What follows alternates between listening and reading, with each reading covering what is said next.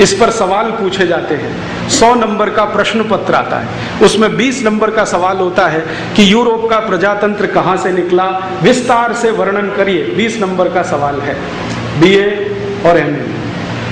तो उसका उत्तर यह है कि यूरोप का प्रजातंत्र डाइनिंग टेबल से निकला, खाने की मेज से प्रजातंत्र की शुरुआत हुई है। ये सारे फिलोसोफर्स और हिस्टोरियंस इसको मानते हैं। अब खाने की मेज तो निजी जीवन का हिस्सा है, प्राइवेट लाइफ का हिस्सा है, लेकिन डेमोक्रेसी पब्लिक लाइफ का हिस्सा है। तो निजी जीवन में जो आप डाइनिंग टेबल पर करते हैं वो सार्वजनिक जीवन में करने लगे तो उसी को पार्लियामेंट्री डेमोक्रेसी कहते हैं। दुर्भाग्य से हमने इसी पार्लियामेंट्री डेमोक्रेसी को बिना सोचे समझे स्वीकार किया है। गांधी जी इसके बहुत खिलाफ थे, लेकिन गांधी जी को मानने वालों ने गांधी जी की बात मानी नहीं। गांधी जी कहते थे कि अंग्रेजों को विदा किया है तो इनकी अंग्रेजियत को भी विदा कर दो साथ में, इस अंग्रेजियत से हमें कोई लाभ नहीं होने वाला। हमने अंग्रेजों को विदा कर दिया, लेकिन उनकी अंग्रेजियत को संभाल के रख लिया, और उसमें सबसे बड़ी अंग्रेजियत है पार्लियामेंट्री डेमोक्रेसी, संसदीय लोकतंत्र, जो यूरोप में निकला है डाइनिंग टेबल से।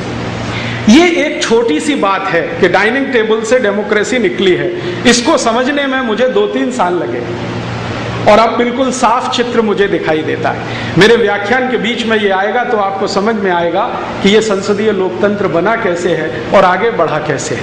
मैं शुरू करता हूँ यूरोप के निजी जीवन से, जिसको आप एक बार झांक लें तो उनका सार्वजनिक जीवन आपको समझ में आए। यूरोप के निजी जीवन में शुरू करूं उसके पहले यूरोप की थोड़ा भौगोलिक परिस्थिति के बारे में 2 मिनट आपको बता दूं। वैसे तो आप में से कई लोगों ने यूरोप का प्रवास किया होगा, उसकी भौगोलिक परिस्थिति का अंदाजा आपको होगा, लेकिन एक बार आपको फिर से याद आ जाए इस दृष्टि से 2-3 मिनट में कुछ कहता हूं। यूरोप दुनिया का एक ऐसा खंड है जहां साल में 9 महीने सूर्य नहीं निकलता। ये उनकी भौगोलिक स्थिति है। साल में 365 दिन होते हैं और लगभग 300 दिन उनको सूर्य का प्रकाश नहीं मिलता।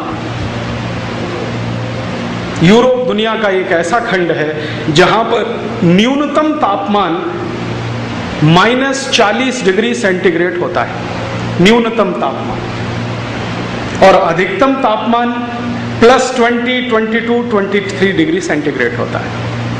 तो टेम्परेचर का जो वेरिएशन है, तापमान का जो अंतर है, -40 से -20 तक, माने 60 डिग्री का अंतर है।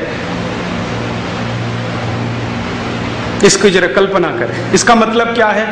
अगर -40 डिग्री तापमान होगा तो वहां वातावरण में बर्फ ही बर्फ गिरेगी, क्योंकि आप जानते हैं कि जब 4 डिग्री के नीचे तापमान जाना शुरू होता है तो पानी बर्फ बनना शुरू होता है। झीलों में, नदियों में, तालाबों में सब जगह पानी बर्फ हो जाता है।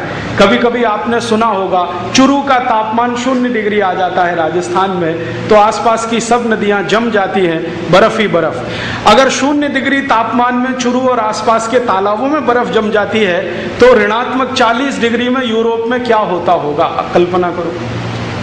पानी की एक बूंद भी कहीं नहीं होती है, सारा पानी बर्फ के रूप में जमा रहता है।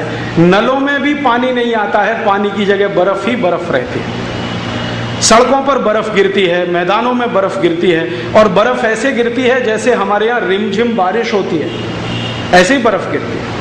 रात रात भर बर्फ गिरती है, दिन दिन भर बर्फ गिरती है, कभी कभी 10 दिन लगातार बर्फ गिरती है, 15 दिन लगातार बर्फ गिरती है। बर्फ गिरते गिरते 10 फीट ऊंची हो जाती है।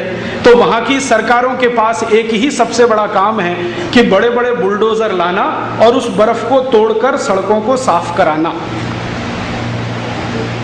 ये उनका सबसे बड़ा काम।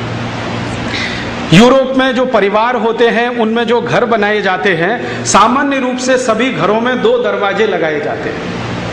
एक दरवाजा तो सड़क पे खुलता है, दूसरा छत पे खुलता है।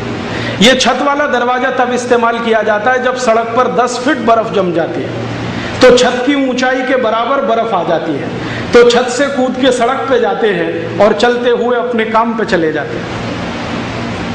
कई बार यूरोप में ये नज़ारा होता है कि बर्फ के नीचे गाड़ियां दब जाती हैं, बर्फ के नीचे सब कुछ दब जाता है। मैदानों में, खेतों में, खलिहानों में हर जगह बर्फ ही बर्फ, बर्फ ही बर्फ। जब इतनी बर्फ उनके यहाँ 9 महीने रहती है तो कुछ असर तो करेगी। आप जानते हैं बर्फ ठंडी होती है, आदमी को भी ठंडा बना देती है। बर्फ कठोर होती है, आदमी को भी कठोर बना देती है। बर्फ में दया प्रेम करुणा नहीं होता, आदमी भी दया प्रेम करुणा से रहित हो जाता है। क्योंकि बर्फ का जो गुण धर्म है वो आप में आना स्वाभाविक है, क्योंकि आप साल के हर 9 महीने उस बर्फ के साथ रहते हैं। और ये आज से नहीं है, यूरोप में हजारों साल से चल रहा है। अब हजारों साल से बर्फ के बीच में रहते हुए लोग वैसे ही हो गए जैसी बर्फ है। आगे, अगर आप कल्पना करें कि साल के 9 महीने खेत खलिहानों में बर्फ जमी हुई है तो वहां घास का तिनका भी नहीं उग सकता, क्योंकि घास को भी उगने के लिए सूर्य के रोशनी की और गर्मी की जरूरत होती है। सूर्य की गर्मी ना मिले तो बीज भी अंकुरण नहीं होता, कितना भी अच्छे से अच्छा बीज डालो। और आप जरा दूसरी कल्पना करें कि जब बर्फ सैकड़ों सैकड़ों साल से, हजारों साल से जमती आ रही है तो मिट्टी कैसी होगी? पत्थर जैसी, क्योंकि जैसी बर्फ होगी कठोर कड़क, वैसी मिट्टी होगी। तो मिट्टी वहां की एकदम कठोर है, पत्थर जैसी। और जिन देशों में साल में 9 महीने सूर्य का प्रकाश नहीं मिलता, उन देशों में प्रकृति की वाष्पीकरण की क्रिया नहीं होती।